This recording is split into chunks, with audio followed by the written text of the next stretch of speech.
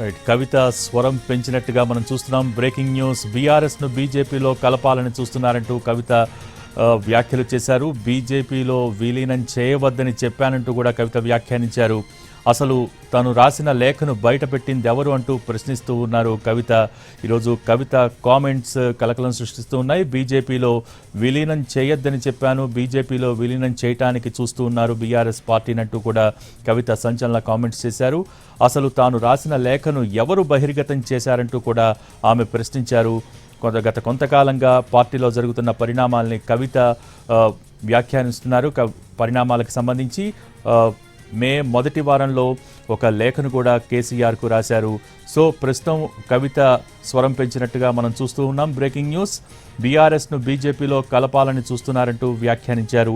బీజేపీలో విలీనం చేయొద్దని తాను చెప్పినట్టుగా కూడా కవిత వ్యాఖ్యానించారు. బీజేపీలో బీఆర్ఎస్ విలీనంపై జైల్లో ఉన్నప్పుడే తాను అడిగాను. సో ప్రస్తుతం అసలు ఈ వివరాలంటికి సంబంధించి రాసిన లేఖను అసలు ఎవరు బయట పెట్టారంటూ కూడా ఆమె ప్రశ్నిస్తూ ఉన్నారు.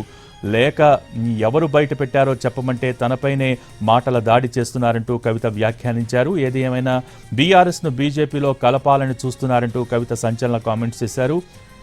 దానికి సంబంధించిన బ్రేకింగ్ న్యూస్ చూస్తూ ఉన్నాం. బీఆర్ఎస్ను బీజేపీలో కలపాలని చూస్తున్నారంటూ కవిత వ్యాఖ్యలు చేశారు. బీజేపీలో విలీనం చేయొద్దని తాను చెప్పానంటూ కూడా వ్యాఖ్యానించారు. బీజేపీలో బీఆర్ఎస్ విలీనంపై జైల్లో ఉన్నప్పుడే అడిగితే చెప్పానంటూ కూడా ఒక క్లారిటీ ఇచ్చే ప్రయత్నం చేశారు.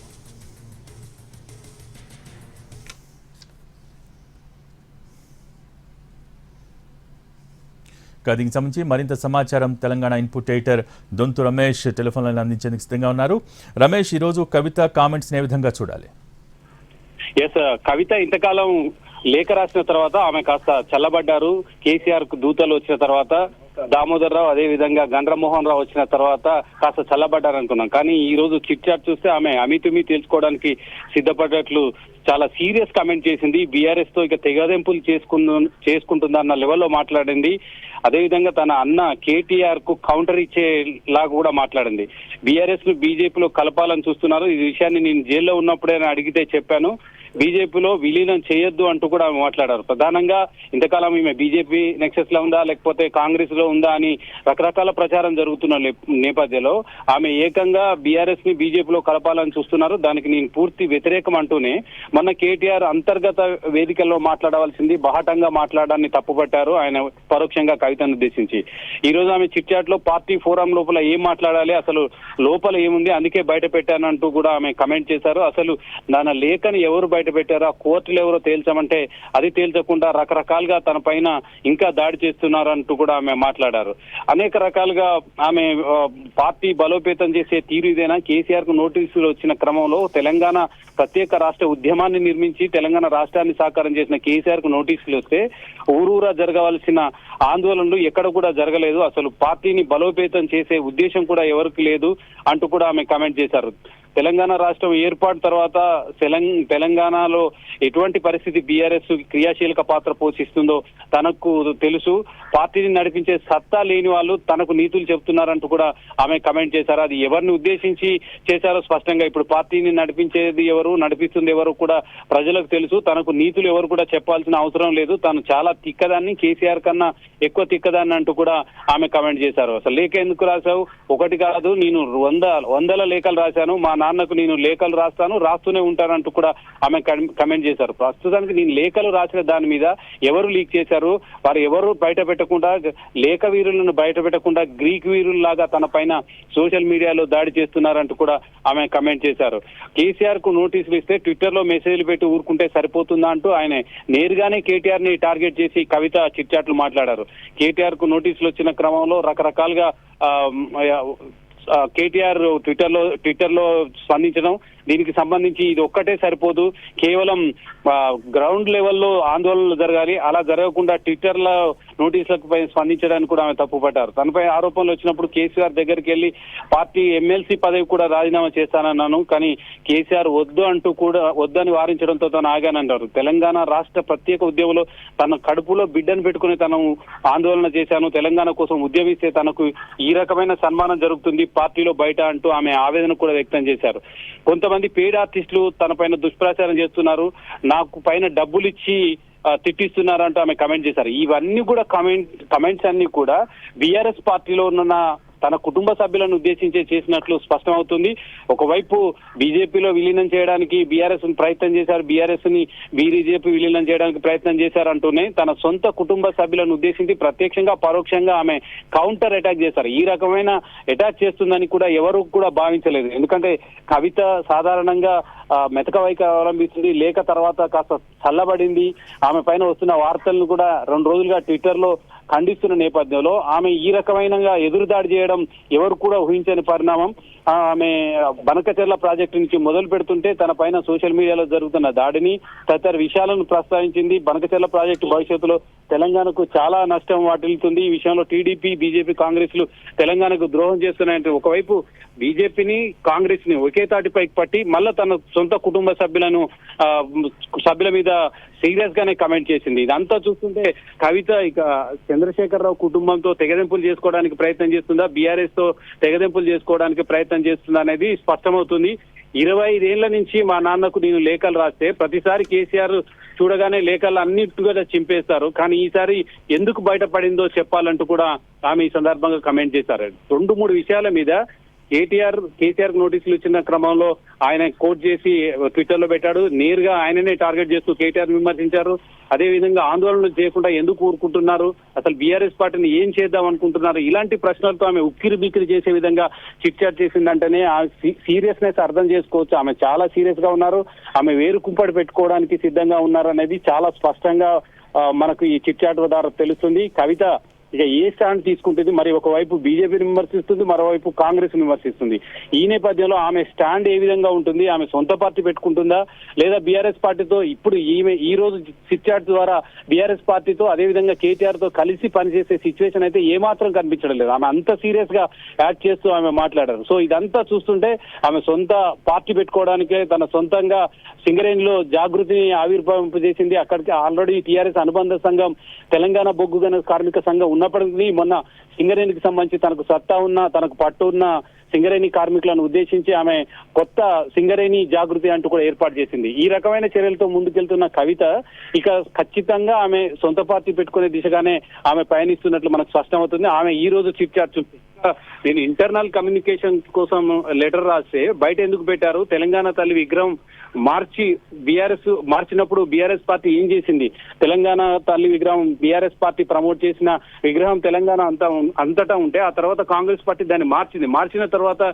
ఎందుకు దాని విషయంలో పట్టించుకోలేదు.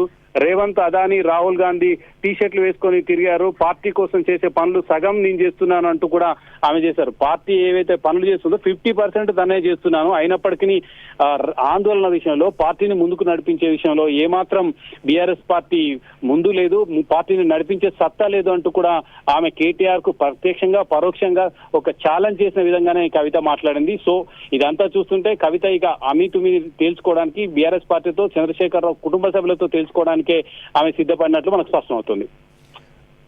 అయితే రమేష్, భవిష్యత్తు గురించి అంచనాలు సరే, ఇవన్నీ అభిప్రాయాలు ఇవన్నీ బేరీజ్ వేసుకున్న తర్వాత ఇప్పుడు ప్రస్తుతం జరుగుతున్న పరిణామాలు చూస్తుంటే కవితను పార్టీ నుంచి బయటకు పంపించే ప్రయత్నాలు జరుగుతున్నాయా, లేకపోతే కవితే బయటకు వచ్చే ప్రయత్నాలు జరుగుతున్నాయన్న ఒక ప్రశ్న ఉత్పన్నమవుతోంది. సో ఓవరాల్ ఈ పరిణామాలకు సంబంధించి చూసుకుంటే ఏమనుకోవచ్చు?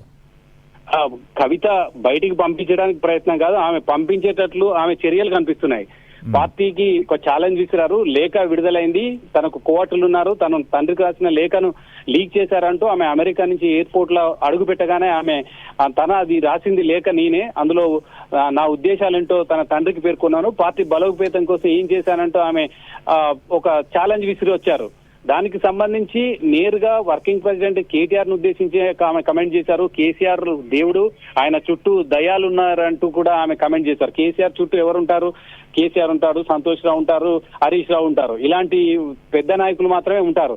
ఆమె ఎవరిని ఉద్దేశించి కమెంట్ చేశారనేది రకరకాల చర్చలు జరిగినా ఈ రోజు ఆమె చిట్ చాట్ లో మాత్రం నేరుగా కేటీఆర్ ను 2-3 విషయాల్లో కేటీఆర్ ను నేరుగా సూటిగా ఆమెను ప్రశ్నిస్తూ ఆమె కమెంట్ చేస్తున్న నేపథ్యంలో ఇక బీఆర్ఎస్ పార్టీ కవితను బయటకు పంపించడం కాదు, ఆమె బయటకు వచ్చే విధంగానే ఆమె కమెంట్ చేసింది. ఒక రకంగా బీఆర్ఎస్ పార్టీకి ఛాలెంజ్ విసిరింది. తాను ఈ రకంగా వివరిస్తాను, బీఆర్ఎస్ పార్టీ బాగో కోసం తను ప్రయత్నం చేస్తుంటే తన చుట్టూ ఉన్న వాళ్ళు ఎవరైతే నేను దయ్యాలన్నానో వాళ్ళందరూ కూడా తన పైన దాడి చేయడానికి ప్రయత్నం చేస్తున్నారు. సోషల్ మీడియాలో తన పైన అడ్వర్స్ పోస్టు పెట్టిస్తున్నారు, డబ్బులు వెదజల్లుతున్నారు అంటూ కూడా ఆమె కమెంట్ చేయడం సంకేతం ఖచ్చితంగా మనకు స్పష్టమవుతుంది. ఇక కవిత బీఆర్ఎస్ లో ఇమీడియట్ సిచ్యువేషన్ లో మాత్రం ఏమాత్రం లేదు. ఆమె ఆ బీఆర్ఎస్ పార్టీలో కలిసి పనిచేసే సిచ్యువేషన్ లేదు.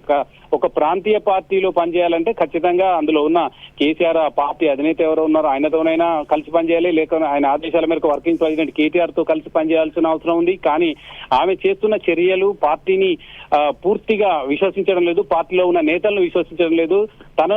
తాను ఒక తెలంగాణ కోసం ఫైట్ చేసిన వ్యక్తిగా, తెలంగాణ ఆమె కడుపులో బిడ్డ పెట్టుకుని తెలంగాణ కోసం నేను ఉద్యమించానని చెప్పుకోవడం, అదేవిధంగా వరంగల్ సభ తర్వాత జరిగిన పరిణామాలను వివరించడం, తెలంగాణ తల్లి విగ్రహం మార్చినప్పుడు ఫైట్ చేయకపోవడం, అదేవిధంగా కేసీఆర్ నోటీసులు వచ్చినప్పుడు కేవలం ట్విట్టర్ వరకే పరిమితమయ్యారంటూ ఆమె ప్రశ్నించడం, 25 ఏళ్ల నుంచి లేఖలు రాస్తున్నా కానీ ప్రతిసారి చించేసిన లేఖలు ఇప్పుడు ఎందుకు బయటకు వచ్చాయని ప్రశ్నించడం, ఇవన్నీ చూస్తుంటే ఖచ్చితంగా ఆమె తన పైన వ్యక్తిగతంగా బురద జల్లే విధంగా వార్తలు రాపిస్తున్నారు. ఇదంతా కూడా బీఆర్ఎస్ పార్టీ నుంచి జరుగుతుంది. ఇప్పుడు ప్రభుత్వం ఏదైతే అధికారంలో ఉందో బలమైన విపక్షాన్ని చీల్చడానికి ప్రయత్నం చేస్తుంది కాంగ్రెస్ పార్టీ అంటూ ఆమె విమర్శలు చేస్తుంది. కానీ ఆమె ఆ విమర్శలు ఆ విధంగా చేయడం లేదు. కేవలం పార్టీలో ఉన్న వాళ్ళు తన పైన బురద జల్లే ప్రయత్నం చేస్తున్నారు, విభిన్న రకాల కథనాలు రిలీజ్ చేస్తున్నారు. ఇదంతా చూస్తుంటే ఖచ్చితంగా తను దూరం చేయడానికి ప్రయత్నం చేస్తున్నారంటూ బీఆర్ఎస్ పార్టీకి కవితనే దూరం అయ్యే విధంగా కమెంట్ చేశారు. సో దీనిపైన లేఖ లీక్ పైన ఆ తర్వాత కవిత ఎయిర్పోర్ట్ లో మాట్లాడిన దాని మీద స్పందించకపోయినప్పటికీ ఇప్పుడు కేసీఆర్ కానీ వర్కింగ్ ప్రెసిడెంట్ కేటీఆర్ కానీ నేరుగా అటాక్ చేసిన నేపథ్యంలో ఖచ్చితంగా కవిత విషయం మీద స్పందించాల్సిన అవసరం ఉంది. ఆ విషయాలు తేల్చాల్సిన అవసరం ఉంది. పార్టీలో ఉన్న గందరగోళాన్ని ఖచ్చితంగా సద్దుమనగాలంటే కేటీఆర్ కేసీఆర్ ఇద్దరు కూడా స్పందించి ఏదో ఒక నిర్ణయం తీసుకోవాలి. తీసుకోకుండా ఈ పార్టీలో ఉన్న గందరగోళ పరిస్థితులను చెక్ పెట్టే విధంగా ఉండదు. కవిత కూడా అదే కోరుకుంటుంది. అయితే రమేష్, ఇప్పటిదాకా ప్రత్యక్షంగానో పరోక్షంగానో కేటీఆర్ని విమర్శిస్తున్నారన్న అభిప్రాయాలు కావచ్చు, చర్చ కావచ్చు, ఇవన్నీ మనం చూసాం. కానీ ఈ రోజున మాట్లాడింది కవిత చూస్తూ ఉంటే కనుక 25 ఏళ్ల నుంచి లెటర్స్ రాస్తూనే ఉన్నాను, ఎప్పటికప్పుడు నాన్న వాటిని చదివిన తర్వాత చించేస్తూ ఉంటారు. కానీ ఇప్పుడు ఈ పర్టికులర్గా ఈ లేఖ బయటికి రావటం వెనకాల అసలు ఉద్దేశం ఏంటి? నన్ను పెయిడ్ ఆర్టిస్టులతో తిట్టిస్తున్నారు అంటే ఇప్పుడు ఇటువంటి వ్యాఖ్యలు చేయడం నేరుగా అధినేతనే ప్రశ్నిస్తున్నట్టుగా మనం అనుకోవచ్చా పార్టీ అధినేత? ఎస్, చాలా స్పష్టంగా అంటే కవిత ఎయిర్పోర్ట్ లో మాట్లాడిన దగ్గర నుంచి ఇప్పటి వరకు చిట్చాట్ వరకు చూస్తే కేసీఆర్ ని కూడా ఎక్కడ కూడా తప్పు పడతాం లేదు. కేసీఆర్ దేవుడు అంటుంది, కేసీఆర్ తెలంగాణ రాష్ట్రాన్ని తీసుకొచ్చిన నేత అని చెప్తుంది, కేసీఆర్ ని పొగడతలతో ముంచేస్తుంది, కానీ ఆయన చుట్టూ దయాలు ఉన్నారని చెప్తుంది. కానీ కేసీఆర్ ని కూడా పక్కదారి పట్టించే విధంగా, కేసీఆర్ ని కూడా బీఆర్ఎస్ ని తీసుకెళ్లి బీజేపీకి హస్తగతం చేసే విధంగా ప్రయత్నిస్తున్నారు. వాళ్ళంతా కూడా ఆమె ఎవరైతే చెప్పారో ఆ దయ్యాలని చెప్తుంది. ఆ దయ్యాలు ఎవరనేది కూడా ఆమె మొన్న నర్మగర్భంగా వ్యాఖ్యలు చేసినా ఈ రోజు మాత్రం నేరుగానే వ్యాఖ్యలు చేసింది. ఆమె చెప్తుంది కేసీఆర్ కు నోటీస్ వచ్చిన క్రమంలో ఎవరు ట్విట్టర్ లో పెట్టారు, సాధారణంగా వర్కింగ్ ప్రెసిడెంట్ ఎవరున్నారో ఆయన ట్విట్టర్ లో పెడతారు, ఆయన ట్విట్టర్ ఫాలోయింగ్ ఎక్కువ, ఆయన తీవ్రంగా ఖండిస్తారు. కానీ ఆమె కూడా ప్రశ్నించిందంటే నేరుగా తన అన్నని టార్గెట్ చేసింది, వర్కింగ్ ప్రెసిడెంట్ టార్గెట్ గా చేసింది. సో ఇదంతా చూస్తుంటే తన పైన దుష్ప్రచారం చేస్తున్నారని చెప్పింది. కాంగ్రెస్ ని ఒకవైపు విమర్శిస్తుంది, బీజేపీని తీవ్రంగా విమర్శిస్తుంది, ఇంకొక వైపు తాను పార్టీలో ఉన్న కొంతమంది వ్యక్తులు, కొంతమంది తన బంధువులు, తనకు దగ్గర వాళ్ళే తన పైన దుష్ప్రచారం చేస్తున్నారు, పెయిడ్ ఆర్టిస్టులను పెట్టి తన మీద రకరకాల ప్రచారం చేస్తున్నారంటూ కూడా ఆమె కమెంట్ చేసిన నేపథ్యంలో ఇక కేసీఆర్ కాదు, ఇక కేసీఆర్ చుట్టూ ఉన్న వ్యక్తులను టార్గెట్ చేయడం ద్వారా ఆమె ఖచ్చితంగా పార్టీకి దూరం కావాలనే ఆలోచనలో ఉన్నట్లు స్పష్టమవుతుంది. ఆమె ఈ రోజు తీసుకున్న నిర్ణయం కాదు, అమెరికాకు వెళ్లక ముందు అదేవిధంగా దాదాపు 40-45 నియోజకవర్గాల్లో ఆమె సొంతంగా పర్యటన పూర్తి చేసింది. అధికారం కోల్పోయిన తర్వాత ఆమె సొంతంగా పట్టును సంపాదించడానికి పార్టీకి సంబంధం లేకుండానే ఒకవైపు జ్యోతిరావు పూలే విగ్రహాన్ని అసెంబ్లీలో ఏర్పాటు చేయాలని, ఇంకొక వైపు బీసీలకు సామాజిక న్యాయం కావాలని, బీసీ రిజర్వేషన్ల శాతాన్ని పెంచాలని, అదేవిధంగా 42% రిజర్వేషన్ తో పాటు బీసీలకు అధికారం దక్కలేదు, తెలంగాణ వచ్చిన తర్వాత కూడా సామాజిక న్యాయం అనేది దూరం అయిపోయింది, ఎవరికి లభించలేదని ఒక హాట్ కమెంట్ చేస్తూ ప్రజల్లోకి వెళ్లే ప్రయత్నం చేసింది. ఈ సందర్భంగానే పొరపొచ్చాలు బీఆర్ఎస్ పార్టీకి కవితకు మద్దతు వచ్చాయి. అంటే సొంత ఎజెండాతో ఆమె ముందుకెళ్తుంది, పార్టీ కార్యక్రమాలతో సంబంధం లేకుండా బయటకు వెళ్తుంది. ఆమె వెళ్లడాన్ని జీర్ణించుకోలేకపోయారు. ఎందుకు పార్టీ ఒక స్టాండ్ ఇస్తే ఇంకొక స్టాండ్ తో ఆమె సొంత ఎజెండాతో ముందుకు పోతుందని చెప్పిన నేపథ్యంలోనే అక్కడి నుంచి స్టార్ట్ అయిన పొరపొచ్చాలు కవిత నేరుగా ఇక లెటర్ రాసింది. ఆ లెటర్ ఉద్దేశం బయటకు రావడానికి, బయట పెట్టడానికి ఉద్దేశం కవితకు సంబంధించిన వ్యవహారం తను తండ్రితో అదేవిధంగా తన అన్నతో తేల్చుకోవాలని భావించింది. అందుకే ఆమె ఈ రకంగా మాట్లాడింది అని చెప్పవచ్చును. ఆమె అమెరికా వెళ్ళక ముందు ఆమె నేరుగా ఇంకా అమెరికా నుంచి ఇంకో 24 గంటల్లో తెలంగాణలో అడుగు పెడుతుంది అనగానే లెటర్ లీక్ అయింది. ఆ లెటర్ విస్తృత ప్రచారం జరిగింది. లెటర్ మీద రకరకాల ఊహాగానాలు ప్రచారం జరిగింది. కానీ కవిత వచ్చిన తర్వాత ఈ లేఖ తాను రాయలేదు, ఇది ఎవరో లీక్ చేశారంట, కానీ తానే రాశాను, అందులో తప్పే ఉంది, పార్టీ ఉద్దేశించి రాశాను, పార్టీ అభివృద్ధి కోసం చేశాను అనుకుంటా ఆమె లేఖ రాశారు. సరే, అదంతా ఒక ఎత్తు అయితే ఆ తర్వాత ఆమె కామ్ గా ఉంటుంది. ఇటీవల 2 రోజుల క్రితం కేసీఆర్ పక్షాన దూతలు దామోదరరావు, ఎంపీ దామోదరరావు, గండ్రా మోహన్ రావు ఇద్దరు వచ్చి కూడా కవితతో 2-3 గంటల పాటు చర్చించారు. చర్చించిన తర్వాత ఒక నిర్ణయం తీసుకుంటేనే ఆమె ఇక పరుషంగా మాట్లాడదు, పార్టీని ఉద్దేశించి మాట్లాడదనుకున్నారు. కానీ అవన్నీ తలకిందులు చేస్తూ కవిత ఒక్కసారిగా కేసీఆర్ ని పక్కకు పెట్టి కేటీఆర్ పైన ఇంకా ఆ కుటుంబ సభ్యుల పైన ఎదురుదాడి దిగిందని చెప్పవచ్చును. 25 ఏళ్ల నుంచి లేఖలు రాస్తే ఇప్పుడు ఎందుకు లేఖలు లీక్ అయ్యాయంటూ రకరకాల ఆమె ఇంకా ఆమె చిట్చాట్ లో చాలా సీరియస్ గానే కమెంట్ చేసింది. పార్టీని ఇంతకు ముందు అనుకున్నట్లు బీజేపీలో కలవడానికి ప్రయత్నం చేస్తున్నారు. ఇవన్నీ కూడా కవిత నేరుగా స్పందించి ఆమె అటాక్ చేసింది. ఒక రకంగా బీఆర్ఎస్ లో నాకు ఒకే ఒక నాయకుడు కేసీఆర్, నాకు ఇంకెవరు నాయకులు లేరు అనడం ద్వారా వర్కింగ్ ప్రెసిడెంట్ ని తను నాయకుడు కాదు, కేవలం కేసీఆర్ మాత్రమే నాయకుడు అంటూ చెప్పే ప్రయత్నం చేసింది. అంటే ఇక కొత్త పార్టీ పెడుతుందా లేదా, ఈ పార్టీలో ఇక ఇమిడే అవకాశం అయితే లేదు. ఎందుకంటే సీరియస్ గా ఈ ప్రభుత్వం కోల్పోయిన తర్వాత బీఆర్ఎస్ పార్టీకి సంబంధించిన కార్యక్రమాలు అన్ని కూడా తన భుజస్కంధాలపై వేసుకొని కేటీఆర్ విస్తృత స్థాయిలో నేతలతో కానీ కార్యకర్తలతో కానీ లేదా పార్టీకి సంబంధించిన కార్యక్రమాల మీద కానీ ఆయన సంబంధాలు పెట్టుకొని కార్యక్రమాలు నిర్వహిస్తుండే. కానీ ఇప్పుడు కవిత చేసిన కామెంట్ చూస్తే బీఆర్ఎస్ లో నాకు ఎవరు లేరు, ఒక కేసీఆర్ నాయకుడు, ఇంకెవరు తనకు నాయకులు కాదు అంటూ కూడా ఆమె ఆ రకమైన సీరియస్ కామెంట్ చేసినప్పుడు మనకు అర్థమవుతుంది. అంటే కేటీఆర్ నాయకత్వాన్ని కవిత అంగీకరించడం లేదు. అంటే కేటీఆర్ కున్న ప్రాధాన్యత ఆ స్థాయిలో తనకు కూడా కావాలని పార్టీలో ఒక చర్చ పెట్టింది. ఎందుకంటే తను కేటీఆర్ కన్నా ముందు తెలంగాణ ఉద్యమాన్ని భుజస్కంధాలపై వేసుకొని తాను కూడా ఉద్యమం చేశాను, ప్రత్యేక రాష్ట్రం రావడానికి, రాష్ట్రం వచ్చిన తర్వాత క్రియాశీలక పాత్ర ప్రభుత్వం తరఫున కూడా పోషించానంటూ కూడా ఆమె ఈ కమెంట్ చేసిన నేపథ్యంలో ఖచ్చితంగా కవిత ఇక కేటీఆర్ నాయకత్వాన్ని అంగీకరించడం లేదు. పార్టీలు ఉన్న పార్టీని కాపాడుకుంటే, కొత్త పార్టీలు ఉన్న పార్టీని కాపాడుకుంటే సరిపోతుందని ఆమె కమెంట్ చేయడం మరొక నర్మగర్భ వ్యాఖ్య. ఒకవైపు కొత్త పార్టీ పెట్టుకుంటారా లేదా అని ఆమె ప్రశ్నించినప్పుడు ఉన్న పార్టీని కాపాడుకోవాలి కానీ ఇంకా కొత్త పార్టీ ఎందుకు, కేసీఆర్ ని కాపాడుకోవాలంటూ కూడా ఆమె ట్వీట్ చేశారు. సో ఇవన్నీ చిట్ చాట్ చేశారు. సో ఇవన్నీ చూస్తుంటే ఖచ్చితంగా ఆమె వెళ్ళకపోయినా పార్టీ ఆమెను బయటికి పంపేలా తాను ఒక బాధితురాల్ని అని తెలంగాణ సమాజానికి చెప్పే విధంగా ఆమె ప్రయత్నం చేస్తుంది.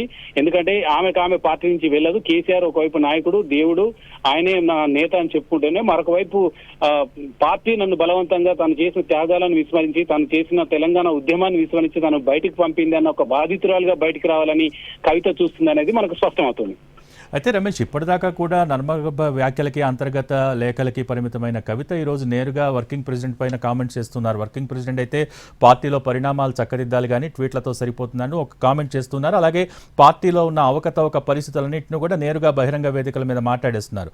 సో ఇప్పటి పరిణామాలను కనుక చూసినట్టయితే ఇప్పటికీ సిచ్యువేషన్స్ అన్ని కేసీఆర్ చేతుల్లో ఉన్నాయి అనుకోవచ్చా, లేకపోతే పరిణామాలు పూర్తిగా శృతిమించాయి, చేయి దాటిపోయింది అనుకోవచ్చా? ఏంటి టీఆర్ఎస్లో ఉన్న పార్టీ పరిస్థితిని, పరిణామాలని ఏ విధంగా అంచనా వేయచ్చు?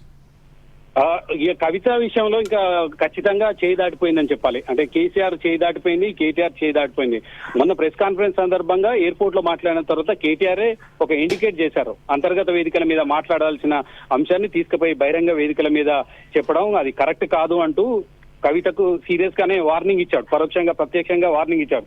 ఆ వార్నింగ్ తర్వాత కవిత మెత్తపడుతుంది అనుకున్నారు. కానీ ఆమె మెత్తపడకపోగా చాలా సీరియస్ కమెంట్ చేసి, నేను కేసీఆర్ లాగానే చాలా తిక్కదాన్ని, నేను ఎవరికి భయపడను, నాకు వెన్నుపోటు రాజకీయాలు తెలియదు, ముందొకటి వెనుకొకటి మాట్లాడను అంటూనే ఒకవైపు పేపర్లో తనకు పెయిడ్ ఆర్టిస్టులతో దుష్ప్రచారం చేస్తున్న క్రమంలో పార్టీ పరంగా మా కవిత బీఆర్ఎస్ పార్టీకి ఉంటుంది, అంతర్గత విభేదాలను చర్చించుకుంటామని పార్టీ నుంచి ఒక ఖండన రాలేదు. దాదాపు నేను చాలాసేపు చూశాను. దానిపై నాపై జరుగుతున్న దుష్ప్రచారాన్ని పార్టీ పరంగా ఖండిస్తారనుకుంటే ఆ రకమైన ఖండన రాకపోగా వాటిని ఎండార్స్ చేసే విధంగానే మాట్లాడుతున్న నేపథ్యంలో తను తీవ్ర ఆవేదన చెందాను అంటూ కూడా ఆమె ఈ సందర్భంగా లేఖ రాసింది. నేను ఇంటర్నల్ కమ్యూనికేషన్ కోసం లేఖ ఇస్తే బయట ఎందుకు పెట్టారు. తెలంగాణ తల్లి విగ్రహం మార్చినప్పుడు ఎందుకు ఆందోళన చేయలేదు? కేసీఆర్ కు నోటీసులు ఇచ్చిన క్రమంలో ఎందుకు ఆందోళన చేయలేదు? పార్టీ కోసం చేసే పనులను నేను సగం చేసిన ఎందుకు నన్ను గుర్తించలేదు? సమాన స్థాయిలో తనకు ఎందుకు గుర్తింపు రాలేదు? బీఆర్ఎస్ ని బీజేపీ హస్తగతం చేయాలని చూస్తున్నప్పుడు ఎందుకు ఊరుకోవాలి? నేను కాంగ్రెస్ తో 2013 ఎప్పుడో కాంగ్రెస్ లో కలుస్తున్నానని నా పైన దుష్ప్రచారం జరుగుతుంటే ఎందుకు స్పందించలేదు?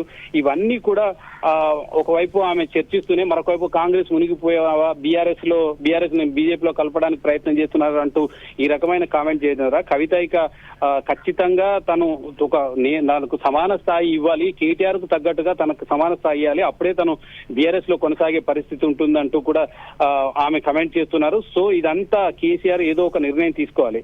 ఆయన నాయకత్వంలో పనిచేస్తున్నానంటేనే ఆ పార్టీకి సంబంధించిన నేతలను ఆ పార్టీని బీజేపీలో కలపడానికి ప్రయత్నం చేస్తున్నారంటే కేసీఆర్ లాంటి నేత, పార్టీని నడిపించే నేత ఆయన ఊరుకుంటాడని అనుకోను. ఆయన చాలా సార్లు చెప్పారు, నాకు బిడ్డ అయినా కొడుకైనా తెలంగాణ ఉద్యమం విషయంలో చాలా సీరియస్ గా ఉంటాను, తనకు తెలంగాణ ముఖ్యం అంటూ కూడా ఆయన చాలా సార్లు కమెంట్ చేశారు. ఈ నేపథ్యంలో ఈ వ్యవహారాన్ని అంత తేలిగ్గా తీసుకుని కేసీఆర్ ఉండే అవకాశం లేదు. ఎందుకంటే కేటీఆర్ పైన నేరుగా కమెంట్ చేసినప్పుడు, పార్టీని నడిపిస్తున్న నేత మీద కమెంట్ చేసిన అది చెల్లి అయినా లేకపోతే ఇంకెవరైనా చేసిన విషయంలో అది ఊరుకుంటే పార్టీలో క్రమశిక్షణ ఉల్లంఘనకు అవుతుంది, పార్టీలో క్రమశిక్షణ తప్పిన వల్ల అవుతుంది. కాబట్టి ఖచ్చితంగా కేసీఆర్ ఒక నిర్ణయం తీసుకుంటారా, అది ఈ రోజు తీసుకుంటారా, రేపు తీసుకుంటారా, పార్టీ సీనియర్లను ఉద్దేశించి నిర్ణయం తీసుకుంటారా అని చెప్పాలి. ఒకవైపు 5వ తేదీన ఆయన పీసీకోస్ కమిషన్ ముందు హాజరు కావాలి, ఒకవైపు తన కూతురు ఇలాంటి బీఆర్ఎస్ పార్టీని ఉద్దేశించి తన కొడుకు పార్టీ నడిపిస్తున్న కొడుకు కేటీఆర్ ఉద్దేశించి చేసిన కమెంట్ ఒక తలనొప్పి వ్యవహారం, బీఆర్ఎస్ పార్టీ ఊహించని వ్యవహారం. తాము 4 ఏళ్ల తర్వాత తామే అధికారంలోకి వస్తామని దూకుడుగా వివరిస్తున్న బీఆర్ఎస్ పార్టీకి కవిత వ్యవహారం ఎపిసోడ్ పూర్తిగా ఆ పార్టీని కాస్త ఆత్మరక్షణలో పడేసిందని చెప్పవచ్చును. అంటే ఇక్కడ ఒక విషయాన్ని చెప్తున్నారు రమేష్, పార్టీలో చేయాల్సిన సగం పనులన్నీ నేనే చేస్తూ ఉన్నాను, పార్టీని గాడిన పెట్టే ప్రయత్నం చేస్తున్నాను కవిత చెప్తూ ఉన్నారు. సో ఈ రోజున కవిత కోరుకుంటున్న సమప్రాధాన్యత అనేది ఎంతవరకు అంటే పోరాడితే వచ్చే అవకాశాలు ఇంకా ఉన్నాయనుకోవచ్చు? ఆమె ముందు నుంచి కూడా కోరుతుంది అదే. పార్టీలో కేసీఆర్ తర్వాత పదవుల పంపకం విషయంలో కానీ, తర్వాత వివిధ వ్యవహారాల్లో పార్టీని నడిపించే విషయంలో కానీ కేటీఆర్ కి ఎక్కువ ప్రాధాన్యత ఇస్తున్నారు. ఆ స్థాయి ప్రాధాన్యత తనకు ఎందుకు ఇవ్వడం లేదు? తానేం తక్కువ చేయలేదు. తెలంగాణ ఉద్యమాన్ని బతుకమ్మతో తాను మొత్తం తెలంగాణ ఉద్యమాన్ని విస్తృతి చేయగలిగాను. తెలంగాణలో మొత్తం కూడా తెలంగాణ ఉద్యమాన్ని మహిళల్లో అదేవిధంగా అనేక మందిలో ఆ తెలంగాణ ప్రత్యేక రాష్ట్ర ఆకాంక్షను రగించడంలో తాను ఏం తక్కువ చేయలేదు. తాను తిరిగాను, బతుకమ్మ పేరుతో తిరిగాను, ఆ తర్వాత జాగృతి పేరుతో అనేక కార్యక్రమాలు నిర్వహించాను. సింగరేణి బెల్ట్ లో ఉత్తర తెలంగాణ పట్టుగొమ్మైన బీఆర్ఎస్ కు అనేక సీట్లు 2014, 2018లో ఆదుకున్న సింగరేణి బెల్ట్ లో కూడా తాను ఆ సింగరేణి కార్మికులకు పక్షాన నిలబడి పోరాటం చేశాను. వాళ్ళందరినీ కూడా ఒక తాటిపై తీసుకురావడంలో ఉత్తర తెలంగాణలో తాను విజయం సాధించానని చెప్తున్న కవిత ఆ తర్వాత తన నిర్లక్ష్యానికి గురయ్యాను. పార్టీలో తాను ఏ కార్యక్రమం చేసినా పార్టీ నేతలకు తనకు సంబంధం లేకుండా, జిల్లాలకు వెళ్ళినప్పుడు తనకు సంబంధం లేకుండా కనెక్ట్ చేయకుండా డిస్కనెక్ట్ చేస్తున్నారు. ఈ రకమైన చర్యలను తాను మొదటి నుంచి కూడా ఫ్యామిలీలో వ్యతిరేకించినట్లు సమాచారం. తనకు కేటీఆర్ ఏ ప్రాధాన్యత ఇస్తున్నారో తనకు కూడా ఆ స్థాయి ప్రాధాన్యత కావాలంట. ఆయన వర్కింగ్ ప్రెసిడెంట్ అయితే తాను వర్కింగ్ ప్రెసిడెంట్ గా ఉండాలి, ఆ స్థాయి ప్రాధాన్యత తనకు ఇవ్వాలని కవిత కోరుకుంటుంది. అక్కడ డిఫరెన్స్ వచ్చింది. ఆ స్థాయి లేకపోవడం, ఇటీవల కాలంలో జరిగిన పరిణామాల నేపథ్యంలో కేసీఆర్ ఫామ్ హౌస్ పరిమితం కావడం, కేవలం నల్గొండ మీటింగ్ కు, అదేవిధంగా మొన్న జరిగిన వరంగల్ మీటింగ్ కు రావడం, కేవలం నేతలను కొంతమంది సీనియర్లను ఫామ్ హౌస్ లో కలవడం తప్ప ఆయన ప్రత్యక్షంగా వచ్చి కార్యకర్తలను కలవడం కానీ వివిధ సమావేశాల్లో పాల్గొనడం కానీ జరగలేదు. కొన్ని బీఆర్ఎస్ ఎల్పీ మీటింగ్ లో పాల్గొంటున్నారు, అదేవిధంగా కొన్ని రకాల కొంతమంది సీనియర్లను తను పిలిపించుకొని మాట్లాడుతున్నారు. కానీ మొత్తం ఎపిసోడ్ పార్టీని మొత్తం కేటీఆర్ నడిపిస్తున్న నేపథ్యంలో ఇక ఈమెకి మింగుడు పడలేదు, జీర్ణించుకోలేకపోతుంది. ఇంకా తన స్థాయి రోజు రోజుకు దిగజారిపోతుంది. దిగజారిపోతున్న క్రమంలో తాను కూడా పార్టీని నడిపించాలి, పార్టీలో తనకు కీలకమైన క్రియాశీలక పాత్ర ఉండాలని కోరుకుంటున్న కవిత దానికోసం పట్టుబట్టి ఉంటుంది. ఆ పట్టుబట్టిన నేపథ్యంలో ఆమెకు వరంగల్ సభలో తీరని అవమానం ఎదురైంది. ఆమెను మాట్లాడించలేదు, ఆమెకు సంబంధించిన ఆమెతో వచ్చిన నేతలను కనీసం పాటలు కూడా పాటించలేదు. తనకు సమాన స్థాయి ఇవ్వకపోగా తనని తగ్గించే ప్రయత్నం చేస్తున్నారని కవిత రకరకాలుగా పేర్కొంది. సో ఇదంతా కూడా కవిత జీర్ణించుకోలేకపోవడం వల్లనే ఇప్పుడు ఈ రకమైన కమెంట్ చేసి ఎదురుదాడికి దిగిందని చెప్పాలి. ఇప్పుడు సమాన స్థాయి ఇస్తారా లేదా కేసీఆర్ అనేది పక్కకు పెడితే ఇప్పుడు పార్టీలో ఈ రకమైన ఈ తుపాన్ని చక్కదిద్దాల్సిన అవసరం ఇప్పుడు కేసీఆర్ పైన ఉంది. ఇవి ఇప్పుడు అన్న చెల్లెల మధ్య వచ్చిన విభేదాలు పార్టీకి అంటుకోకుండా, పార్టీ క్యాడర్ ఆందోళన గురి కాకుండా, కన్ఫ్యూజన్ లేకుండా, నిరాశ నిస్పృహలో కాకుండా దూకుడుగా వ్యవహరిస్తున్న పార్టీ ఒక్కసారిగా కవిత ఎపిసోడ్ తో మొత్తం కూడా తలకిందులు అయ్యే పరిస్థితిని చక్కదిద్దాలంటే ఇక కేసీఆర్ రంగంలోకి దిగాలి. ఏ రకమైన ఆయన యాక్షన్ తీసుకుంటాడు, పార్టీని చక్కబెట్టడానికి కూతురు కాబట్టి ఆమె ఏ కమెంట్ చేసినా కలిసిపోవాలని చెప్తారా, లేదా పార్టీ అధినేతగా ఆయన క్రమశిక్షణ చర్య తీసుకుంటారనేది ఆసక్తికర పరిణామం. ప్రస్తుతం కేటీఆర్ లండన్ అమెరికా పర్యటనలో ఉన్నారు. ఆయన కూడా ఈ పరిస్థితులన్నిటి ఎప్పటికప్పుడు తెలుసుకుంటున్నారు. సో ఆయనతో మాట్లాడిన తర్వాత ఒక కీలకమైన నిర్ణయం కేసీఆర్ తీసుకునే అవకాశం అయితే స్పష్టంగా కనిపిస్తుంది. కవిత కూడా అదే కోరుకుంటుంది. యాక్షన్ తీసుకున్న తర్వాత ఒక బాధితురాలిగా తెలంగాణ సమాజంలోకి వెళ్ళాలి, తన సత్తా నిరూపించుకోవాలనేది కవిత స్ట్రాటజీగా కనిపిస్తుంది. అయితే రమేష్, ఇక్కడ ఒకటి పార్టీలో సమప్రాధాన్యత అంశం ఒకటైతే, మరోపక్క తీవ్రమైన కామెంట్స్ ఏంటంటే తాను జైల్లో ఉన్నప్పుడు బీఆర్ఎస్ను బీజేపీలో కలపాలన్న దానిపైన అభిప్రాయం అడిగితే వద్దని చెప్పాను సో అని చెప్పారు. మళ్ళీ ఈ రోజు కూడా చెప్తూ ఉన్నారు 101% ఇప్పటికీ కూడా బీజేపీలో బీఆర్ఎస్ని కలిపేయాలని చూస్తున్నారు, దానికి నేను అడ్డుగా ఉన్నాననే కేసీఆర్కి నన్ను దూరం చేస్తున్నారు, పార్టీకి నన్ను దూరం చేస్తున్నారని కవిత అంటోంది. కానీ ఏంటి నిజంగా బీఆర్ఎస్ పరిస్థితి అంత బలహీనంగా ఉందా? 10 ఏళ్ళు పాలన చేసింది, కానీ ఎటువంటి రాజకీయ పరిస్థితులు ఉన్నాయనుకోవచ్చు బీఆర్ఎస్కి? బీఆర్ఎస్ పార్టీ అసెంబ్లీ ఎన్నికల్లో ఓడిపోయిన తర్వాత పార్లమెంట్ ఎన్నికల సందర్భంలో పార్లమెంట్ ఎన్నికల సందర్భంలో కవిత జైలుకు వెళ్లడం, ఆ తర్వాత జరిగిన పరిణామాల నేపథ్యంలో రకరకాల ప్రచారం జరిగింది. బీఆర్ఎస్ బీజేపీ పొత్తు పెట్టుకుంటుంది, పార్లమెంట్ ఎన్నికల్లో పోటీ చేయడానికి కొన్ని సీట్లు ప్రతిపాదించింది, కొన్ని మేము మెజార్టీ సీట్లలో పోటీ చేస్తాం, దానికి బీజేపీ అండ కావాలంటూ అనేక ప్రతిపాదనలు బీజేపీ ముందుంచినట్లు సమాచారం. ఆమె జైల్లో ఉండగానే ఈ ఎపిసోడ్ అంతా జరిగింది. రకరకాలుగా అది బహాటంగా తెలియకపోయినప్పుడు బీజేపీ నేతల అంతర్గతంగా చెప్పే విషయం తమతో పొత్తు పెట్టుకోవాలని బీఆర్ఎస్ ప్రతిపాదించింది, కానీ దాన్ని మేము తిరస్కరించామని బీజేపీ నాయకులు చెప్పారు. ఆ సందర్భంలోనే బీజేపీ మీతో పొత్తు పెట్టుకోవడం సాధ్యం కాదు, విలీనం చేయాలనే షరతును విధించినట్లు అప్పుడు ప్రచారం జరిగింది. కానీ దానికి కేసీఆర్ ఒప్పుకోలేదు. సరే, ఒంటరిగా పోటీ చేశారు, 0 సీట్లు, 1 సీటు కూడా రాలేదు. బీజేపీ 8 సీట్లు గెలుచుకుంది. ఆ తర్వాత బీజేపీలో ధీమా ఏర్పడింది. బీఆర్ఎస్ లేకుండానే ప్రత్యామ్నాయంగా తెలంగాణలో ప్రత్యామ్నాయ శక్తిగా ఎదుగవచ్చు అని బీజేపీ భావించింది. అప్పటి నుంచి కూడా అంటిముట్టనట్టుగానే ఉంది. కానీ ఆ తర్వాత జరిగిన పరిణామం నేపథ్యంలో ఇక్కడ కాంగ్రెస్ ని ఎదుర్కోవాలన్నా లేదా జాతీయ స్థాయిలో ఒక అండ కావాలి, అనేక కేసులు, నోటీసులు. ఇప్పుడు ఒకవైపు కేటీఆర్ కు ఈ కార్ రేస్ లో నోటీసులు వచ్చాయి, అదేవిధంగా ఇప్పుడు ఈ మేడిగడ్డ డ్యామ్ విషయంలో కేసీఆర్ కు నోటీసులు వచ్చాయి, పీసీ ఘోష్ కమిషన్ ముందు హాజరు కావాలని. ఇంకొక వైపు లిక్కర్ కేసు కవితది కంటిన్యూ అవుతుంది. ఈ రకమైన కేసులతో విక్కిరవుతున్న నేపథ్యంలో జాతీయ స్థాయిలో అధికారంలో ఉన్న బీజేపీ అండ కావాలని బీఆర్ఎస్ భావించి ఉండొచ్చు. ఆ నేపథ్యంలోనే కలపడానికి ప్రయత్నం చేశారని కవిత చెప్తుందంటే ఆషామాషి వ్యవహారం కాదు. ఆ ఫ్యామిలీలో చర్చ అయినా జరగాలి, ఆ ఫ్యామిలీ కుటుంబం అంతా కలిసి చర్చించిన నేపథ్యంలోనే ఇది బయటకు వస్తుంది.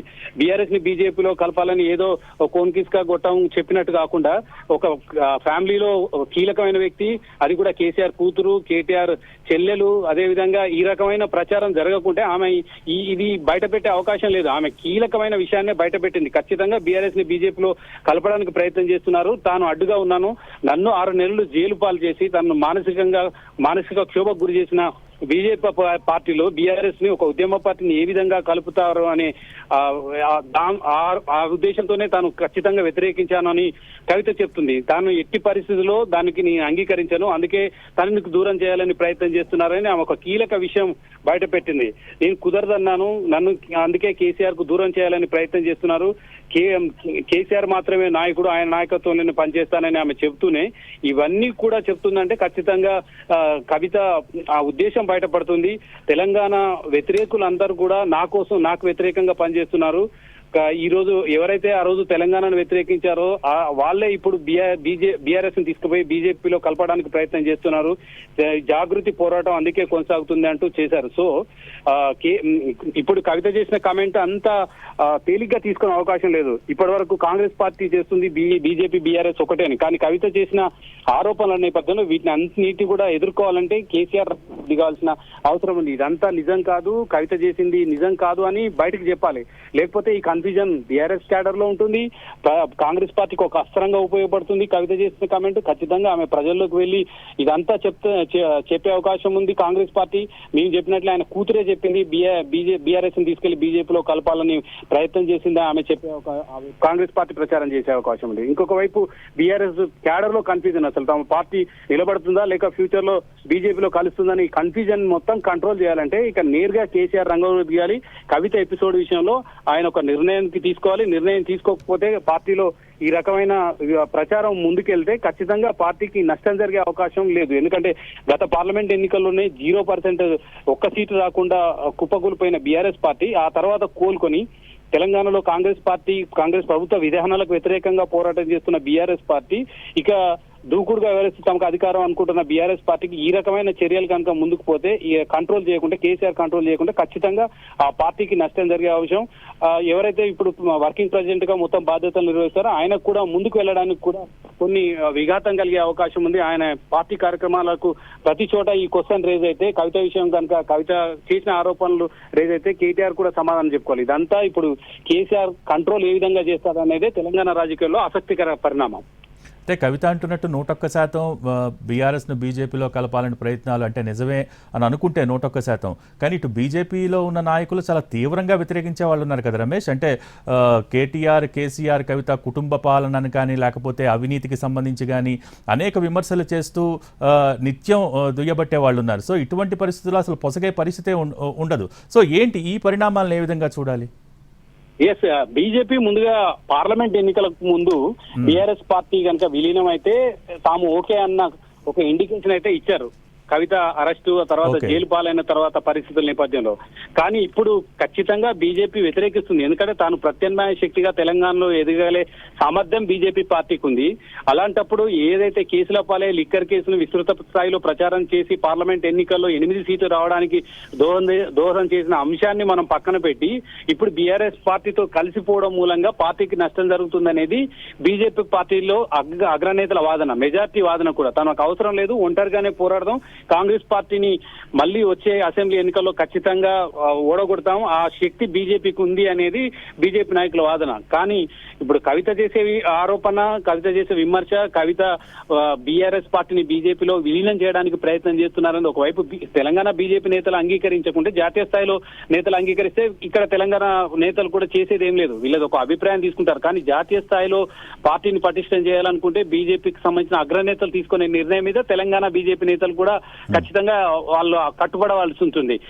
కేవలం తెలంగాణ బీజేపీ నేతలు వ్యతిరేకించినంత మాత్రాన ఈ ప్రక్రియ పూర్తి కాకుండా ఉండదు. కానీ అసలు బీఆర్ఎస్ ఆ ప్రతిపాదన చేసిందా అంటే చేసిందని కవిత చెప్తుంది.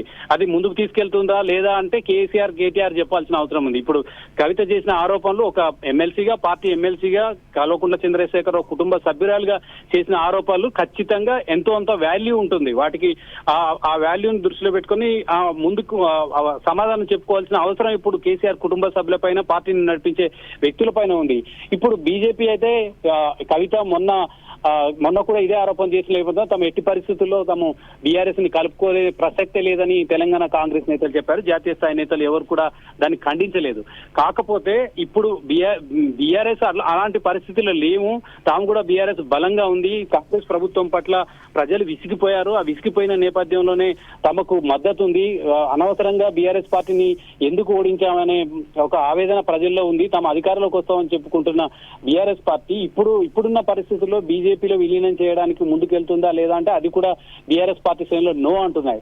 సో ఈ పరిణామాల నేపథ్యంలో ఎందుకు హఠాత్తుగా కవిత ఈ ఎజెండా అందుకుంది అనేది అందరికీ తెలిసిన విషయమే. తమ సమాన స్థాయి ఇవ్వకపోవడం వల్ల ఇది ఒక కుటుంబ కలహాలు, రాజకీయాల్లో ఉన్న కుటుంబాలు ఈ విధంగా కలహాలకు మనం ఆంధ్రప్రదేశ్ ఎపిసోడ్ చూసినా అదే విధంగా కనిపించింది. షర్మిల జగన్ ఇష్యూ, ఇప్పుడు అదే ఎపిసోడ్ ఇప్పుడు తెలంగాణ రాజకీయాల్లో కూడా ప్రత్యక్షం అవుతుంది. ఇప్పుడు కవిత KTR episode.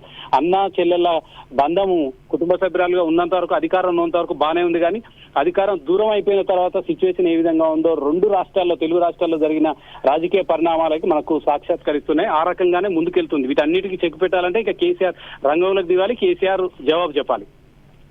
Okay, thank you Ramesh.